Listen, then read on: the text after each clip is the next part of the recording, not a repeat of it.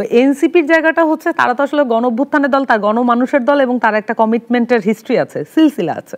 এই কমিটমেন্টের বাইরে যাওয়ার তার কোনো সুযোগ নেই। এই জন্য তার যে গণপরিষদের আইডিয়া, এটা এনসিপির আইডিয়া না, এটা হচ্ছে অ্যাজ অ্যান আইডিয়া, এটা একটা পরিণত আইডিয়া। সামান্তা, কেন হলো না? সবাই যদি বলে হ্যাঁ এনসিপির প্রস্তাবনাটা ভালো, এভাবে গণপরিষদ করে এই সংবিধানের একটা ধারাগুলো সন্নিবেশিত করে নতুন একটা সংবিধান রচনা করে তা সবাই যদি মুখে বলে ভালো, কিন্তু ইমপ্লিমেন্টেশন করতে গিয়ে আসলে সমস্যা কোথায়, বা সরকার আসলে কতটুকু উদ্যোগী ছিল? আমি দুইটা জিনিস জানতে চাই।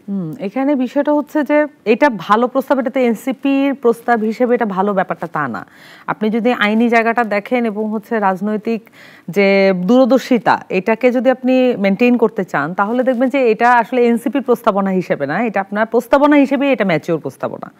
তো এনসিপি একটা নতুন রাজনৈতিক দল, এনসিপি একটি তরুণদের দল, এনসিপি জেনজিদের দল, এনসিপি ছোটদের দল, বাচ্চাদের দল, নানান কিছু বলা হয়, কিন্তু তাদের প্রস্তাবনাই সবচেয়ে বেশি ভালো ছিল। এটা অস্বীকার কেউ করতে পারেনি। তারপরে এটা হয়ে ওঠেনি। আমি মনে করি যে রাজনৈতিক দলগুলোর মানে একটা হচ্ছে অচলাবস্থা আছে, এবং রাজনৈতিক সংস্কৃতির এক ধরনের স্ট্যাগন্যান্ট পজিশন আছে, যেটা তারা পরিবর্তন করতে চান না।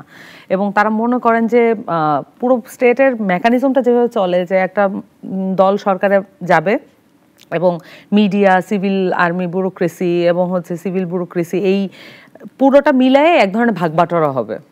হ্যাঁ, তো এই ভাগবাটোয়ারার মধ্যে কে কতটুকু অংশ পাবে বা কাকে কতটুকু দেওয়া হবে, মানে আওয়ামী লীগ যেটা করেছিল যে বিএনপি, জামাত এবং সহ এই পুরো বিরোধী পক্ষটাকে নাই করে ফেলছে, এইটা হচ্ছে তার স্বৈরাচারের প্রথম স্টেপ ছিল।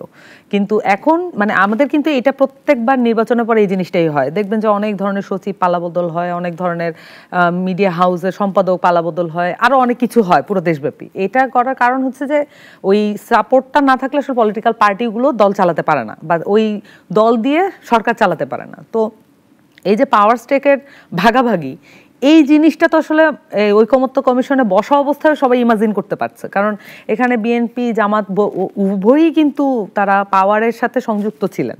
তো তারা জানেন যে হাউ ইট ওয়ার্কস, এবং এটা জানেন বিধায়ী যে কোনো ধরনের পরিবর্তন যখন করতে হয় তখন তো এই প্রশ্নটা আসে যে এখানে জনগণের স্টেক কতটুকু।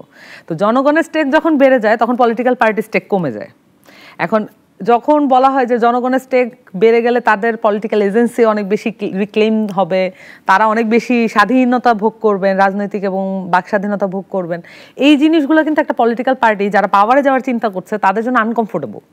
তো এনসিপির জায়গাটা হচ্ছে তারা তো আসলে গণঅভ্যুত্থানের দল, তার গণমানুষের দল, এবং তার একটা কমিটমেন্টের হিস্ট্রি আছে, সিলসিলা আছে। এই কমিটমেন্টের বাইরে যাওয়ার তার কোনো সুযোগ নেই। এই জন্য তার যে গণপরিষদের আইডিয়া, এটা এনসিপির আইডিয়া না, এটা হচ্ছে অ্যাজ অ্যান আইডিয়া, এটা একটা পরিণত আইডিয়া।